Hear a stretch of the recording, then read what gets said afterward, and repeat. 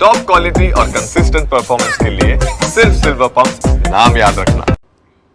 નવરાત્રિને તો હજુ વાર છે, પરંતુ વિવાદની શરૂઆત થઈ ચૂકી છે અને વિવાદનું કારણ છે વિધર્મી.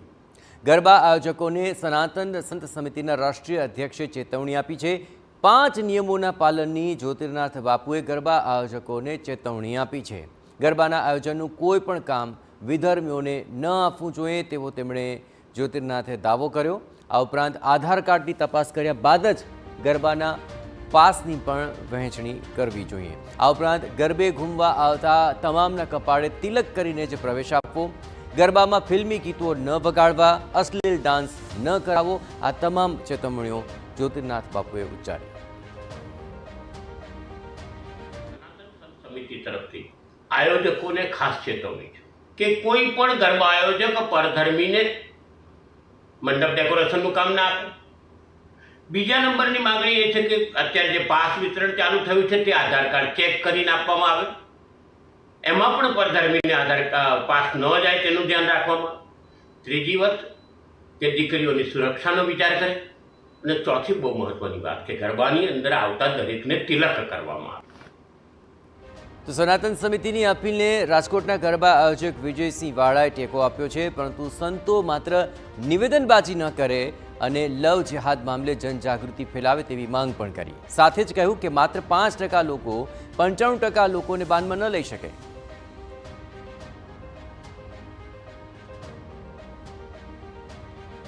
યોજાતા અર્વાચીન રાસોત્સવમાં વિધર્મીઓને પ્રવેશબંધીને ફરી એકવાર માંગ છે તે ઉઠી છે.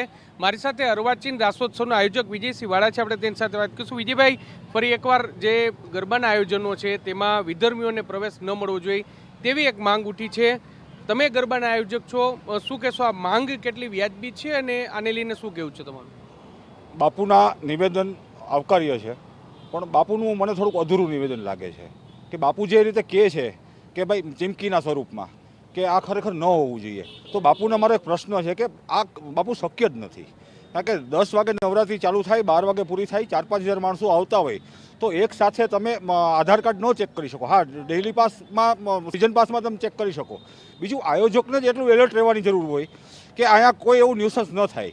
અને બીજું, કોઈ બેન દીકરી, મુસ્લિમ ભાઈ પોતાની બેન દીકરીને લઈને આપણા પર્વમાં આવતો હોય તો મને વ્યાજબી નથી લાગતું કે અમને રોકવા. ન્યુસન્સ ન થવું જોઈએ એ અમે આ 20 વર્ષથી કરીએ છીએ કે આધાર કાર્ડ ચેક થવા જોઈએ. કોઈ બેન દીકરી રમતી હોય ત્યાં તમારા કાર્યકરો અથવા તમારી જે ટીમ છે એ એલર્ટ રહે અને બધી પ્રકારના ગેટ ઉપર એવા વ્યવસ્થા રાખે કે કોઈ એવો ન્યુસન્સ અંદર એન્ટ્રી જ ન થાય, ફેમિલી સિવાય એન્ટ્રી જ ન થાય. આ પ્રકારના જો 1 to 1 બાપુ અને આપણા હિન્દુ સંગઠનો બધા સાથે બેસી અને આ પ્રકારના નિયમ કરે તો અમે એમને સહકાર આપવા તૈયાર છીએ.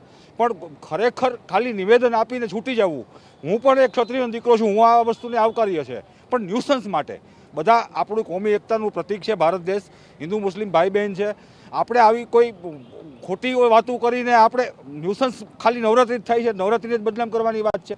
બીજે ક્યાંય જે હિન્દુ સંગઠન છે એમનું એવું કહેવું છે કે નવરાત્રિ એ માતાજીને આરાધ્યનું પર્વ છે અને અહીં રાસ ગરબા રમી અને માતાજીનું આરાધ્ય કરવાનું હોય છે. એમાં કેટલાક લોકો છે, કેટલાક વિધર્મીઓમાં કેટલાક હોય છે, કેટલાક એવા ન્યુસન્સ લોકો હોય છે કે એને ગેરરીતિ આચરતા હોય છે.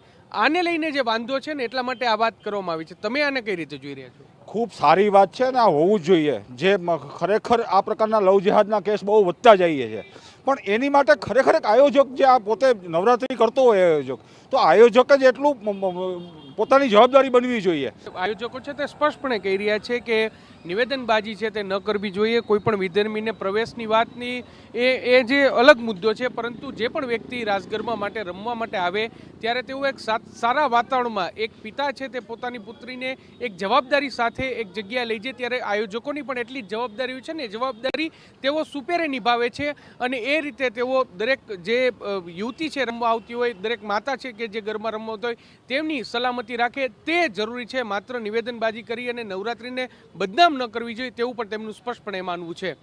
કેમેરા પર્સન ભાવેશ લશ્કરી સાથે મોહિત ભટ્ટ, TV9 રાજકોટ.